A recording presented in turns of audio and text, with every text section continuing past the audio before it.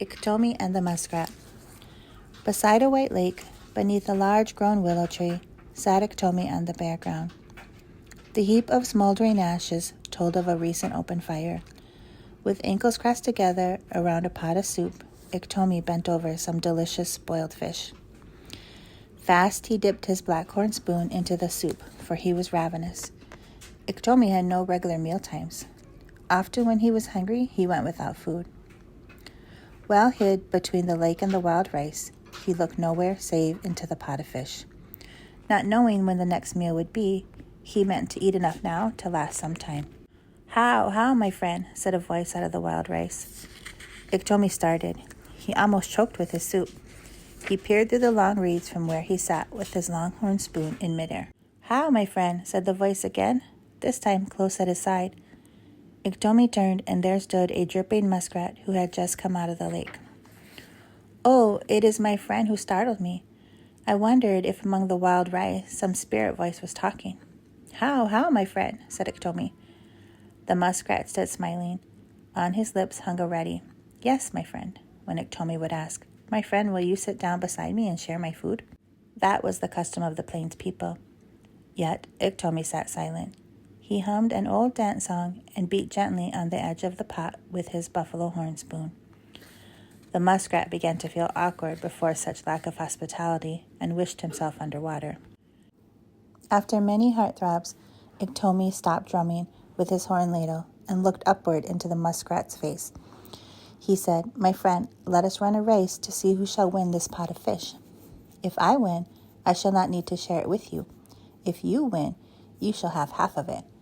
Springing to his feet, Iktomi began at once to tighten the belt about his waist. My friend Iktomi, I cannot run a race with you. I am not a swift runner, and you are nimble as a deer. We shall not run any race together, answered the hungry muskrat. For a moment, Iktomi stood with a hand on his long, protruding chin.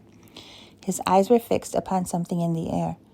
The muskrat looked out of the corners of his eyes without moving his head. He watched the wily Iktomi concocting a plot. Yes, said Iktomi, suddenly turning his gaze upon the unwelcome visitor. I shall carry a large stone on my back. That will slacken my usual speed, and the race will be a fair one. Saying this, he laid a firm hand upon the muskrat's shoulder and started off along the edge of the lake. When they reached the opposite side, Iktomi pried about in search of a heavy stone. He found one, half buried in the shallow water. Pulling it out upon dry land, he wrapped it in his blanket. Now, my friend, you shall run on the left side of the lake, I on the other. The race is for the boiled fish in yonder kettle, said Iktomi. The muskrat helped to lift the heavy stone upon Iktomi's back. Then they parted. Each took a narrow path through the tall reeds fringing the shore. Iktomi found his load a heavy one. Perspiration hung like beads on his brow. His chest heaved hard and fast. He looked across the lake to see how far the muskrat had gone, but nowhere did he see any sign of him. Well, he is running low under the wild rice, said he. Yet, as he scanned the tall grasses on the lake shore, he saw not one stir as if to make way for the runner. Ah, has he gone so fast ahead that the disturbed grasses in his trail have quieted again? Exclaimed Iktomi. With that thought, he quickly dropped the heavy stone. No more of this, said he, patting his chest with both hands. Off with a springing bound, he ran swiftly toward the goal. Tufts of reeds and grass fell flat under his feet. Hardly had they raised their heads when Iktomi was many paces gone. Soon he reached the heap of cold ashes. Iktomi halted stiff as if he had struck an invisible cliff. His black eyes showed a ring of white about them as he stared at the empty ground. There was no pot of boiled fish. There was no waterman in sight. Oh, if only I had shared my food like a real Dakota, I would not have lost it all. Why did I not know that the muskrat would run through the water? He swims faster than I could ever run. That is what he has done. He has laughed at me for carrying a weight on my back while he shot hither like an arrow. Crying thus to himself, Iktomi stepped to the water's brink. He stooped forward with a hand on each bent knee and peeped far into the deep water. There, he exclaimed, I see you, my friend, sitting with your ankles wound around my little pot of fish. My friend, I am hungry. Give me a bone. Ha, ha, ha, laughed the waterman, the muskrat.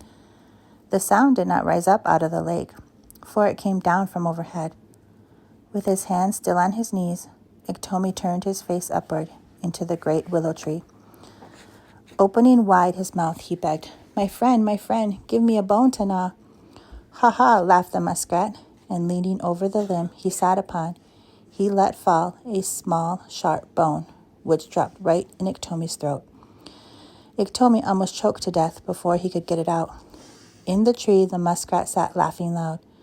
"Next time," say to a visiting friend, "be seated beside me, my friend. Let me share with you my food."